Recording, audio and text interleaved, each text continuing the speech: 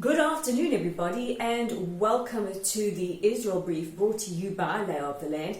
And a reminder that the Israel Brief comes to you right out of Israel with the latest news, hot off the press. And I know many of you around the world, as governments close borders and put many of us into self-quarantine or into lockdown, are feeling lonely and are feeling isolated and are feeling very, very vulnerable. And we just want to reiterate that here at Lay of the Land, we are all standing with you. We're here in Israel under partial lockdown, which I'm going to get into in a moment. But just a reminder that we're all in this together, and together we can hopefully see the end of this global pandemic, which has literally brought a lot of the world to its knees. So I'm Rolene Marks, and without further ado, let's take a look at today's top stories. And dominating headlines everywhere in the world is the coronavirus. And I'm going to update you now on where Israel stands with regards to COVID-19. So at the moment, Israel has 250 active cases of COVID-19, 8 of them serious, and we have 4 recoveries. There are no corona infections or active cases in the Gaza Strip. And the West Bank is reporting in excess of 40. Those exact details we will get a little bit later today. On Saturday night, the Israeli government introduced more restrictions. First, they declared war on the virus and saying that they will use all the weapons at our disposal, including counter-terror measures, to try and, as they say, flatten the curve, get this under control, flatten the curve so that it does not exhaust our healthcare system and that we get this under control. So at the moment, Israel is in partial lockdown. What this means is that any leisure activities, restaurants, malls, gyms, etc., are all closed. Israelis are recommended, if they can, to possibly work from home, and no more than 10 people together at a gathering or a place or in a room, and to please maintain at least a 2-meter distance. It is believed that social distancing goes a long way to help fighting the spread of the coronavirus. The facilities for the elderly are completely under lockdown, and while we can still leave our homes, most Israelis are opting to really just go to the pharmacy or to the supermarkets,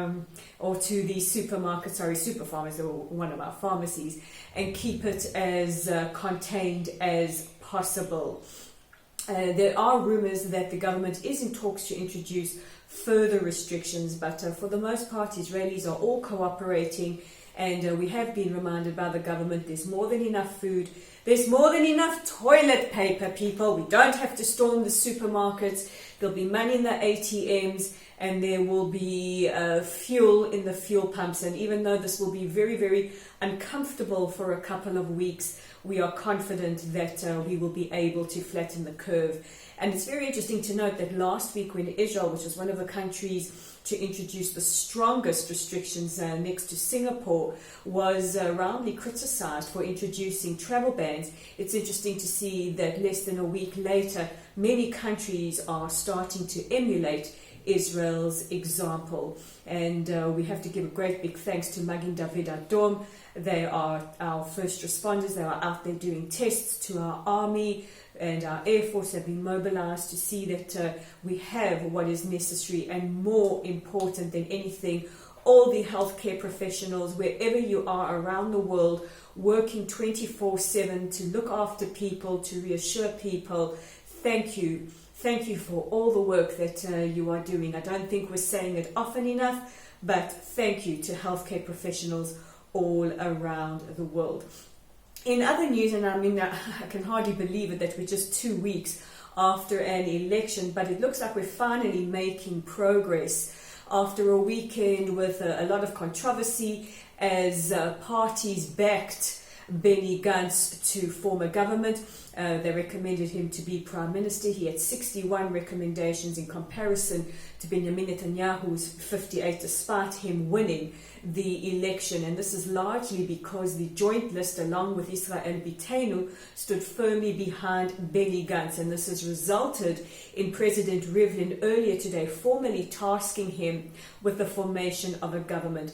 Now, Gantz is want to form a government as quickly as possible, and he is urged to form a unity emergency government, a government that will work together for all Israel's citizens to ensure that we face one of the greatest challenges that we are facing at the moment, and this is containing the coronavirus. Speaking earlier today, Gantz said that he wants to form as broad-based unity government as possible, and he hopes to do it within the next few days. He has 28 days to get it together, and he has already started to speak to party leaders for Israel Beitenu, the Meretz, Gesher Emet coalition, and others. There was a lot of controversy around this, as the joint list, which is the Arab representation, all backed Benny Gantz, and a lot of people are saying, how can he sit with a party that represents traitors? We also have to take into consideration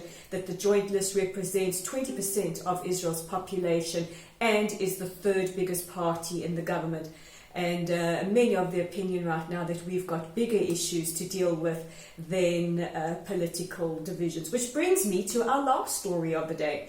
Today, Israel Apartheid Week starts on campuses and in cities around the world.